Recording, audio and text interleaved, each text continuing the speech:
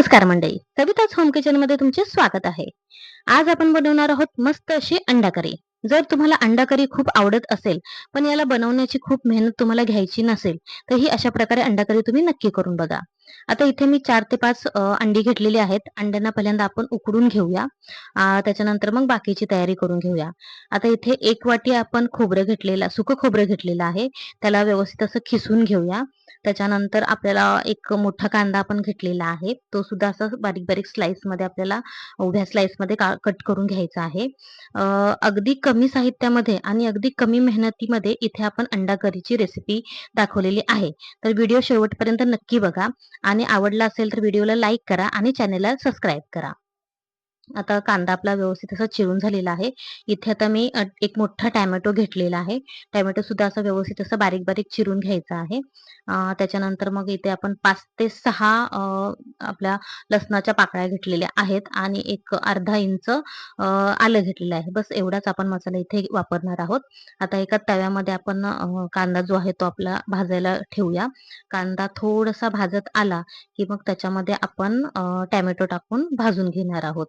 आता अंडा करी ही अशी नॉन-व्हेज डिश आहे, जी सगळ्यांनाच आवडते. अगदी लहान मुलं सुद्धा याला आवडीने खातात. तुम्ही याला चपाती, भाकरी किंवा भातासोबत सुद्धा खाऊ शकता. म्हणजे याचं कॉम्बिनेशन जे आहे, अगदी कशासोबतही छान लागतं.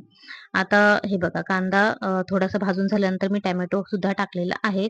टोमॅटो भाजून झाला, की मग बाकीचे सगळे मसाले टाकून आपण याला हा जो आपला मसाला जो आहे, करीसाठी लागणार तो व्यवस्थित असा भाजून घेणार आहोत. आता याच्यामध्ये आपण सुकं खोबरं जे आहे ते सगळ्यात शेवटी टाकणार आहोत. कारण की सुकं खोबरं आपण किसून घेतलेलं आहे आणि ते सुरुवातीलाच टाकलं तर ते करपू शकतं. त्याच्यामुळे मी काय करते, की सगळे मसाले व्यवस्थित असे भाजून घेते. मसाला छान भाजला, की मग गॅस बंद करते आणि मग ते सुकं खोबरं टाकते. म्हणजे काय होतं, की जेवढा तवा तवा गरम असतो तेवढ्याच ह्याच्यामध्ये हीटमध्ये ते खोबरं छान भाजलं जातं. कारण की ते ऑलरेडी किसलेलं आहे. त्याला भाजण्यासाठी जास्त वेळ असं लागत नाही. त्याच्यामुळे गरम तव्यावरती ते छान भाजलं जातं आणि आपलं खोबरं जे आहे ते करपत सुद्धा नाही खाली. आणि हे बघा अशा प्रकारे मी खोबरं टाकून आता ह्याला भाजून घेते. मी गॅस बंदच केलेला आहे. आता हा मसाला आपल्याला थोडा थंड करायचा आहे आणि त्याच्यानंतर मग आपल्याला याला वाटून घ्यायचं आहे. आता थोडंसं मी याला थंड करून घेतलंय आणि आता एका मिक्सीच्या जारमध्ये काढून घेते आणि याला आता आपण छान अशी बारीक अशी पेस्ट केलेली आहे. हे बघा अशा प्रकारे व्यवस्थित असं वाटून घ्यायचं आहे.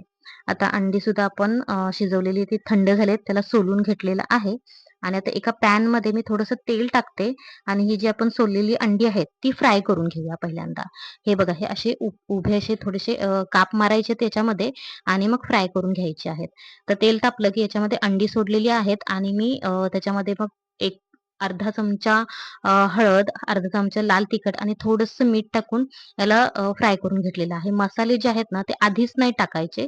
आधी टाकले की ते करपतील. त्याच्यामुळे मी तेल तापून थोडीशी अंडी फ्राय झाली ना, की त्याच्यानंतर हे मसाले टाकलेले आहेत. आता फोडणीची तयारी करूया. आता इथे एका भांड्यामध्ये मी थोडंसं तेल टाकून घेतलं. थोडे अख्खे गरम मसाले टाकलेले आहेत आणि याच्यामध्ये आपण जी पेस्ट बनवली होती कांदा आणि लसूण आणि टोमॅटोची, तर हे पेस्ट जी आहे ती आपण व्यवस्थित अशी फ्राय करून घेऊया. व्यवस्थित तेल सुटेपर्यंत भाजायचं आहे. त्याच्यानंतर हे ड्राय मसाले टाकायचे. त्याच्यामध्ये मी 1 चमचा घाटी मसाला, 1 चमचा लाल तिखट पावडर, अर्धा चमचा हळद, अर्धा चमचा जिरे पावडर आणि अर्धा चमचा धने पावडर हे मसाले टाकून व्यवस्थित असं छान तेल सुटेपर्यंत परतलेलं आहे. त्याच्यानंतर थोडंसं पाणी टाकून याला हा मसाला जो आहे आपण थोडा शिजवून घेणार आहोत.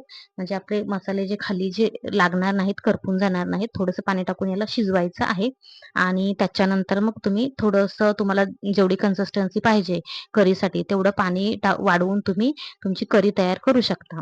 आता हे बघा अशा प्रकारे आपले मसाले शिजवलेले आहेत आपण आणि मी थोडंसं वरून पाणी टाकलेलं आहे आणि मला जेवढी कन्सिस्टन्सी लागणार होती करीसाठी तेवढी मी वाढवलेली आहे. आता याला एक छान अशी उकळी काढायची आहे.